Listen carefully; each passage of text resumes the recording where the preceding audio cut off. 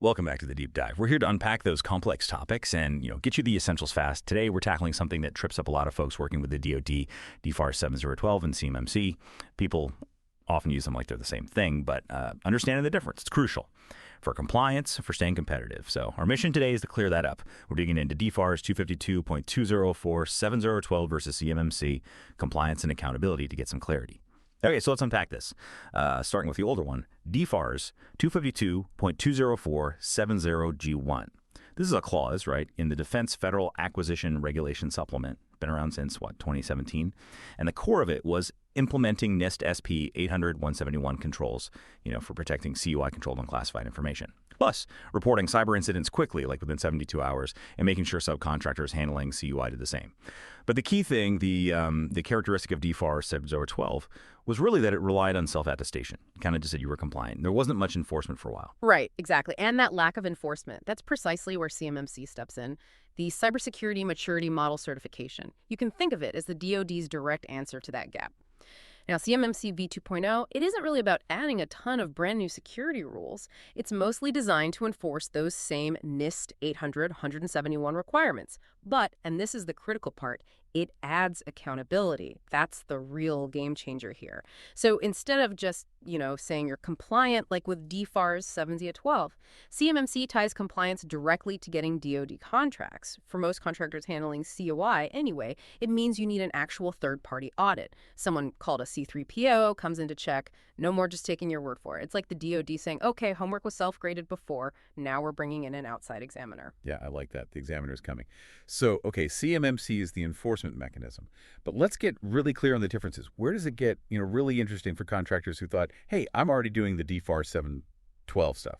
That's super important. Okay, key differences first. Attestation versus certification.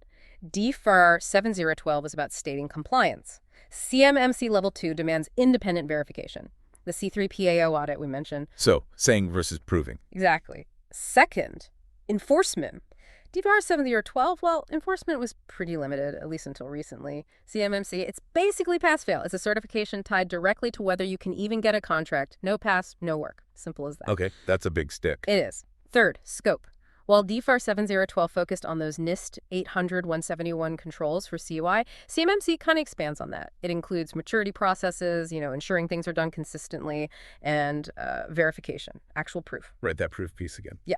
And finally, number 4, the impact on subcontractors. This is big. Both require flowing down requirements, sure. But CMMC puts the responsibility squarely on the prime contractor to ensure their subs are actually certified. It's not enough for the sub to just claim compliance anymore. The prime has to verify. It's about the whole chain. That makes sense. Securing the whole supply chain, not just one link. So connecting this to the bigger picture, it sounds like the DoD isn't necessarily dropping a whole new set of rules on everyone. It's more like they're saying, look, we've required this stuff for years. Now we need you to consistently implement it and prove it. Which brings up a really important question for you, the contractor listening. What specific actions should you be taking, like right now, even if you think you're good on DFARS 7012? You've hit it exactly. It's about proof and consistency now. Okay. So, actions. First, absolutely verify your system security plan, your SSP, and your plan of action and milestones, the POA&M. Are they current? Are they accurate? Really accurate. But here's the really crucial bit. Start collecting and organizing evidence for every single control, because those C3PAO auditors, they will demand proof. It's not enough to have a policy on paper. You need to show it's actually working. Logs, screenshots, process docs, whatever it takes. Okay, evidence is key. What else? Second, carefully scope your environment. You need to know exactly where your CUI lives, which systems, which data flows, be precise. And third, seriously consider using a GRC platform, governance, risk, and compliance tool.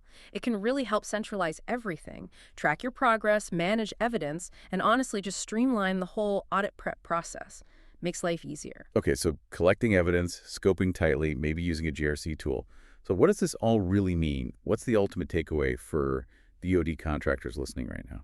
Well, I think it's pretty clear. The era of just, claiming you're compliant, that's over. Right. You absolutely have to be able to prove it now. Absolutely. And maybe one final thought here. This whole shift with CMMC, this move to verifiable compliance, it isn't just some bureaucratic checklist exercise, It's fundamentally about strengthening the security posture of the entire defense industrial base. Think about it. That documented proof you're gathering, it plays a critical role in national security. It's not just a hurdle. It's really a cornerstone of trust in a pretty dangerous world. Something to keep in mind.